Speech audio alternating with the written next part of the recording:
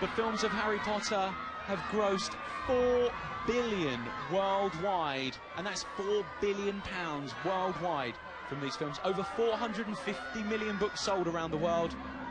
And The Deathly Hallows Part 1 had one of the biggest UK opening weekends in film history here, taking an incredible £18.5 million over a weekend.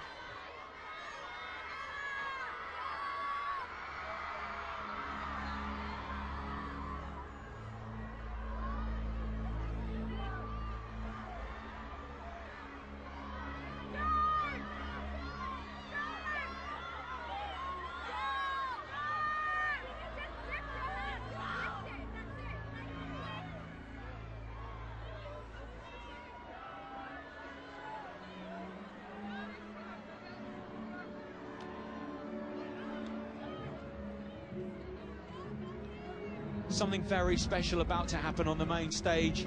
Do not go anywhere. He's happy. He's clearly happy. Those trousers far too tight for 3D, but I think a lot of people happy. Yeah, a very exciting thing about to happen on the main stage here for the world premiere of Harry Potter.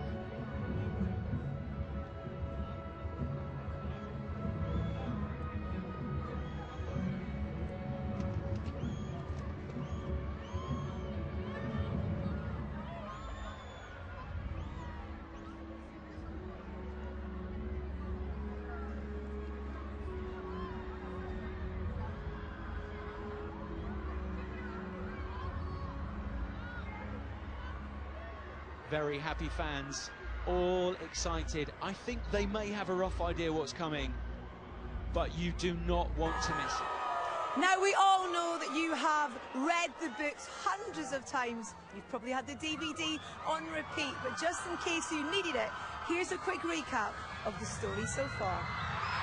You have fought valiantly.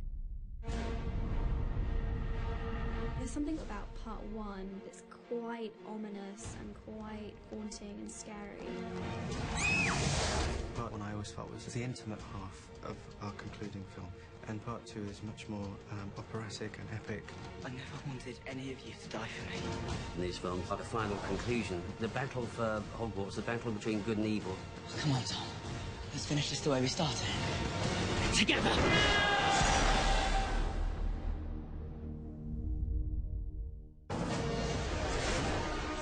Minister of Magic is dead.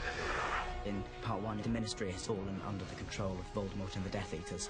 Harry is sort of the holy grail for Voldemort, and so they have to get him out as fast as humanly possible. Go! Voldemort has split his soul into 7 pieces to make him immortal. And he's hidden these 7 pieces of his soul in different objects. Harry, Hermione and Ron have to find the Horcruxes and destroy them one by one. It's quite a daunting task, trying to do all of this without anyone recognising them, because Harry is obviously the most wanted man. Harry and Ron, Hermione are on the run. Kind of out of the safety of Hogwarts. We could get attacked at any moment and nowhere's safe. Like any good thriller, it's twists and turns and intrigue. Dumbledore leaves Hermione a children's book, which is sort of puzzling. It only comes to have real meaning at the end of part 1, when she sees a symbol in it she doesn't really recognise, the Deathly Hallows. It's the mark again. They go to the only person they know who has any contact with it, Xenophilius Lovegood, and he explains that it's part of wizard mythology. Well, it's the sign of the Deathly Hallows, of course. The Elder Wand. The Resurrection Stone. The Cloak of Invisibility. Together, they make one Master of Death.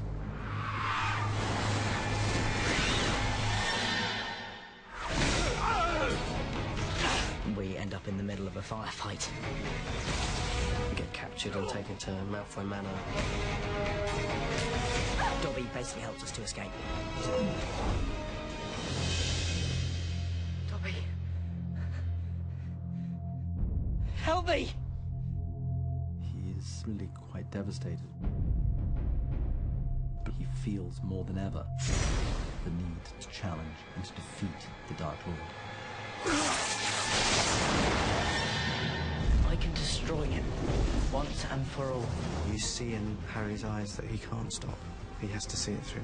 He's the only person left who can successfully carry out that job. You can't give yourself up to him. It is coming to an end now. Something's got to give.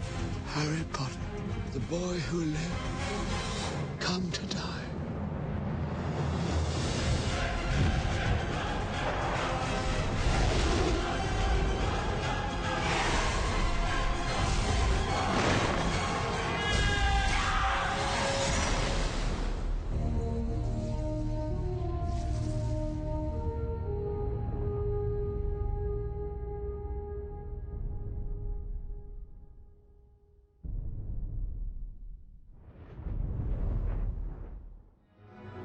It is visually stunning.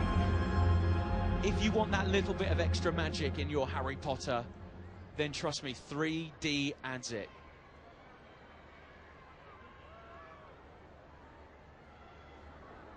I was lucky enough to get to see Harry Potter and the Deathly Hallows Part 2 yesterday, and I will give nothing away, but let me tell you, and I don't mind saying this, it is my favourite of all the films. It really is something special. It's got those moments, though, where you just don't want them to end. It really does.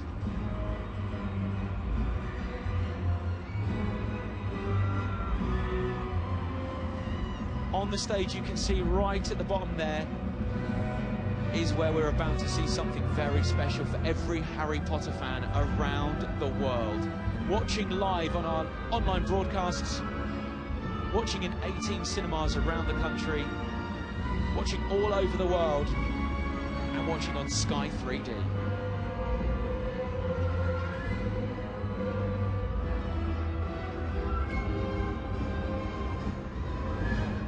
It's time to head over to the main stage.